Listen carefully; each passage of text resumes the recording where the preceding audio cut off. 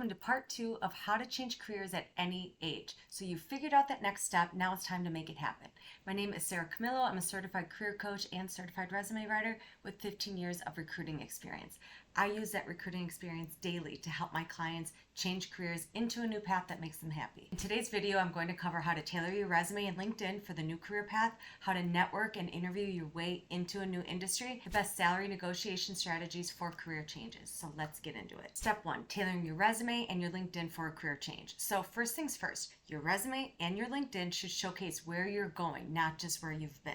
So let's talk about how to do that. And they vary slightly, so pay attention. When it comes to your resume, use a forward-looking summary that highlights your transferable skills. We talked about that in part 1. So you really want to focus and showcase as many of your transferable skills as possible throughout your entire resume, especially focusing on the top half of the first page of your resume. In short, you want to reframe your experience. So instead of just listing job duties, you want to focus on results and skills that apply to the target role and the new career path. So emphasizing those results work for every industry. That's really important in your resume as a whole. But you want to be in the mindset of this new job, this new career path as you're writing your resume, and highlight it and reframe this experience in a way that resonates with this new career path as well. I have a couple examples I'll be sharing in a little bit. As always, you need to tailor your resume for every job application. So I highly recommend including a resume title at the top to show the career path or the next job title that you're searching for, not the title that you have. It's so important to have a resume title if you're changing careers, because as a recruiter reads your resume, they're going to assume you want to stay with what you're doing.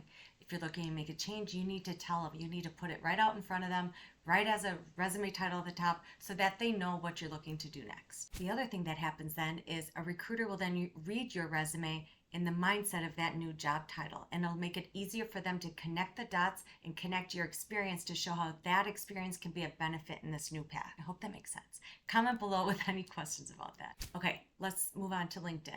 Your LinkedIn headline, which is the section right under your name, that should also reflect where you're going and the job title you're looking to do next. Now, this is where LinkedIn can be a little tricky, especially if you are in a job today and kind of have to search confidentially. You don't want to just put out there, I'm aspiring to be this. Like that may kind of trigger a little curiosity in your current company, or if your boss sees it. So you need to be careful of that. But what you can do is add some other transferable skills and really use those transferable skills in with the new path, as well as including your current industry or business function that you're in today. So again, with that title, it's okay to include more than one direction here. In that headline, it's important to include both so that recruiters, again, look at your page and they don't assume you're looking to stay in that same type of job that you're in today. You want to open their eyes and consider you for other opportunities as well. And as recruiters are doing searches and looking for different job titles and using keywords, some of those transferable skills may come up in your search to get their eyes on your profile, which is what you really want with LinkedIn. Now, if you're not job searching confidentially, if it's obvious that you're open to work, go ahead and use that banner, open to work, if you want. It's not a requirement. It's absolutely optional. It's your preference. In the About section, that's your time to kind of tell your story and why you're looking for a new career change. Go ahead and use as many characters as you want in that space. So LinkedIn has, in the last couple of years, increased the number of characters allowed in that space because recruiters like to read it. They like to learn a little bit more about you outside of just your experience and your resume. So use that section to your advantage. Now, if you're going back to those of you who are job searching and are doing it confidentially, you need to be a little bit more proactive in your outreach when it comes to LinkedIn. Here's what I mean by that. So there's that open to work banner that you can include or not. If you're searching confidentially, obviously don't include the banner, but there's another option in the open to work section that allows you to put it for the LinkedIn recruiters to see that you're job searching. In that section too, you're allowed to put a max of 5 job titles that you're searching for at this time. There's your time to use those new job titles in the new career path that you're seeking at this time. Then you need to go a step further. Remember what I said, when recruiters look at your profile, they're going to assume that you're looking to stay in the same career path that you're in. So it's important to let them know that you're open to a career change. And how you do that is this. I often tell my clients to have your list of like targeted companies, at least 10 of them out there, and then kind of semi-stalk those companies online. Find some recruiters at that company. Find other people in the job that you're searching for as well. Even higher level if you want. They don't get as many messages, so use that to your advantage as well. That's a strategy there. Reach out to them and let them know, hey, I'm looking to make a career change sometime this year. It's a great way to open the conversation and then kind of see, hey, are you going to be opening any positions like these titles in the upcoming year? Or if they have some open at that time and you've applied, let them know you applied to this job. You're interested in this job because of these 2 or 3 accomplishments that you've had. Again, you're going to be highlighting those transferable skills in every conversation going forward. So go ahead and start in that initial in-mail or in that when you add a note and send the connection request. So say you find one of these jobs of interest to you at one of your target companies. You have a couple different ways you can go. You can apply and then find 1 or 2 or maybe even 3 people at that company, reach out to them, let them know that you are looking to pivot into this type of job. You just applied to this job at their company, and then share again 2 or 3 transferable skills or accomplishments to show why you're a good fit for that position. Keep in mind, the response rate is low in this. You probably have read about that. I know this is a very hard approach to take, but it only takes 1 or 2 people to read your message and have that conversation with you to get your foot in the door there. And again, who says it has to be a recruiter at the company? Find someone at a higher level or again within the job that you are seeking at this time and reach out to them. Another approach my clients are taking and kind of enjoying a little bit more is waiting to apply for a job until you've had a contact with somebody and made a connection with somebody at that company. So if you feel that's more efficient for you, then go ahead and try it that way. All of this leads me to section number 2, which is networking your way into a new industry. For career changers today, networking is absolutely critical. One way you can do this is informational interviews. These are becoming more and more common. So reach out to people in the industry that in a job that you're interested in, send them a simple note like, hey, I'm transitioning into this type of job. I see that you've been in this industry for a few years. I would love to learn more about your career and your experience. People love to talk about themselves, right? So go ahead and put it on them. You'd love to learn about them, how they got to where they are today, and then ask if they'd be open for a quick conversation. Ideally, you find a commonality with them. So go ahead, look at their LinkedIn profile, try to find anything in common that you can with them. This is ideal and this increases your response rate. And also it's important when it comes to LinkedIn, find people who have recent activity. You can see their recent activity on their profile, so be sure to do that. Make sure you see that some activity within the last couple of weeks, and then again, include that commonality in your message to them. All of that will definitely increase your response rate. Keep in mind, you're not going to hear back from everybody, but the more you do this, more comfortable you'll get with this, the faster you'll do it, and you will start to get some responses. All right, we used our personal network a lot in the last video, but here we're going to do it in a different way. So again, you've already told some of your colleagues, friends, family, mentors, all of that about your interest in making a career change. So you never know who's going to have the next connection for you, right? So now you've narrowed down what you want to do. It's time to go back and see how they can help you. People want to help you, so don't be shy. This is not a time to be shy, but you want to make it easy for them to help you. So instead of just sending your resume out to people or sending your LinkedIn profile out to your friends and saying, hey, can you send this to your boss or can you send this to your HR department? I want to see if they're hiring. They're not really going to do that. Not many people are comfortable doing that. So here's how you can simplify it for them. Do this instead. Reach out to them, even sending a big group text or email, however you want to do it. I'm currently job searching. I'm targeting these 5 to 7 companies. Do you happen to know anybody at these organizations? Makes it really easy for them to be like, oh yeah, I do know somebody there, or somebody knows somebody there. And then you'll be surprised on how many new contacts you make just from that simple question. Even better is going out to your friends or your colleagues' LinkedIn pages and looking at their own connections, looking at the connections they have with people at these target companies of yours, and then reaching out to somebody specific and saying, hey, I see you know somebody at Nike. Can you please introduce me to X? And then it makes it so easy for them to send a quick introduction email, and then you take it from there. Again, everybody in your network wants to help you, so don't be shy. Just make it easy for them to help you, and this will boost your rate of success. All right, moving on to section number 3, which is interviewing the right way for a new career. So a common mistake here is you interview in a way and answering questions in a way as if you're still in your old career. So it's time to stop doing that. So now you might be wondering, well, how am I supposed to interview for the new career, but I don't have any experience in that yet? So here's how you do it.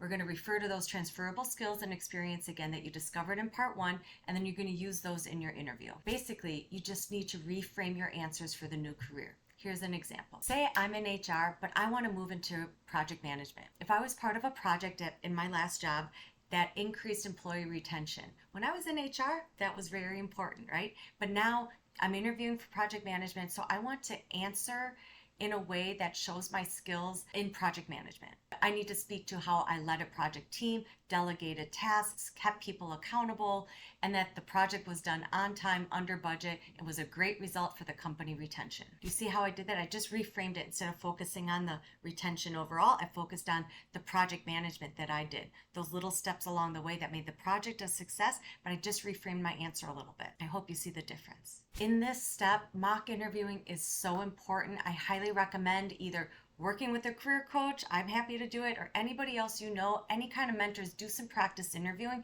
so that you're always reminded to reframe your answers as if you're that project manager already. Also, this is the time to research the role in the industry intensively. So you want to demonstrate you've done your homework, you've researched the trends, the terminology, the challenges, the acronyms, and all of that, so you can speak as if you're in this new job already. So interviewing is your time to show how you adapt, how you're resourceful, how you handle change, how you can handle learning new skills and new traits. So these are all attributes that are needed for a career change. And that's what the interviewer is going to be looking for. If you have these types of traits, that can show that you can adapt to a new career path. As you're preparing for these interviews, anticipate questions like this. Why are you making a career change? How does your previous experience prepare you for this new role? Why should we hire you over somebody with 5 years of relevant experience? So your job, again, is to connect the dots for the employer and show how your unique perspective is what they need at this time. Your previous experience is actually a huge benefit, and most likely nobody else on the team will have that expertise, so you have to show how it's a huge value add. The next section is all about job searching strategies for career changers. So not all job boards are created equal. And as a career changer, you need to have a strategy. So go beyond LinkedIn and Indeed. So many people say they do all of their job searching on there, but you know what? Not every company posts all of their jobs on there. So those two boards are okay to use, but also add some other ones to your search. Find some industry-specific job boards in your new career path. For example, SHRM.org is great for HR. Dice.com is great for technical jobs. Find professional association websites and startup job platforms as well that relate to the new career path. In general, though, other job boards I recommend are Built In, Welcome to the Jungle, and Google for Jobs. Those aren't industry specific in any way, but they're great job boards and very active. Then sign up for different job alerts and newsletters too. Many job boards send exclusive job postings to their subscribers, like ladders.com, glassdoor.com, so take advantage of that. And do some research on recruiters who specialize in career transitions. So there are some either specific recruiters or recruiting agencies who focus on candidates who are shifting careers. Do your research and seek them out. All right, now let's talk about salary negotiation. It is a very common misconception that you have to take this huge pay cut when you change career paths. That is not true. You just need to position yourself for a competitive offer with the right strategies. Here's how you can do that. Leverage those transferable skills. How many times have I said transferable skills? But it's so important. So don't focus on what you don't have. You need to highlight the skills and the experience that make you a strong candidate for this position. You're going to have to be doing this throughout the full interview process, and then again, use this transferable experience when it comes to negotiating the best job offer. Number 2, research market rates. So use platforms like salary.com, salaryexpert.com, LinkedIn Salary Insights, PayScale, there's a bunch out there. Really understand the right salary range for the role in your location, your years of experience, job experience, professional experience overall. That's okay. It's not as relevant to the position that you're going for. You want to focus on your overall work experience. And yes, you can actually ask for a higher salary than your previous or your current salary, even if it is in a new career. So your experience supports it, so go for it, especially if your skills and expertise are in high demand today, so keep that in mind as well. Number 3, you want to prepare a strong case. So be ready to support your salary expectations with data, with examples, with benchmarking, and how your background will contribute to the company's goals and success. So say you've taken courses or earned certifications or any other skills and credentials that will help you stand out compared to other candidates in the process. You want to frame your negotiation around these skills and certifications and unique perspectives that you bring to the table. Number 4, negotiate the whole package. So If the base salary is lower than your expectations, consider negotiating bonuses, stock options, additional PTO, your work location, maybe another day from home if that works best for you, or any other kind of flexibility, or maybe there's other professional development opportunities that you can negotiate as well. I have a whole video that goes into negotiating the best offer for you, salary, as well as all of these other perks. So check out that video next so you know the best sites to help you research and benchmark. Number 5, everybody likes a good script, right? So when it comes to salary negotiation and having this conversation, it could sometimes be awkward. But what I recommend is you always want to bring the enthusiasm, yet be firm. So here's an example of how you can do that. I'm really excited about this role and the opportunity to contribute to the team. Based on my research and experience, I'm expecting something in the range of blank, and then list your target salary or your minimum expectation. And then ask, is there any flexibility in this offer? So you can say that, or you can put that in an email depending on how the conversations are going with the employer at this time. But again, you always want to be humble yet grateful for the opportunity and grateful that they're considering you for the team. Number 6, it's okay to say no. So I get it though. You've come this far, you've come a long way with all of the interviews, you actually have an offer at your hand, but if they can't match what you're worth, it's time to walk away. So I recommend knowing your absolute lowest number that you're willing to accept, and then be prepared to decline if it doesn't meet your needs. Now, that doesn't mean you've always burned this bridge. If you keep it professional, you can absolutely keep the door open for additional opportunities in the future. So as I mentioned earlier, making a career change can be challenging, but with the right strategy, it's absolutely possible, and it happens often. So if you found this video helpful, please hit the like button, subscribe if you haven't already, comment below with any other questions you have about this or any other topics you'd like me to hit on in the future. I'll see you in the next one.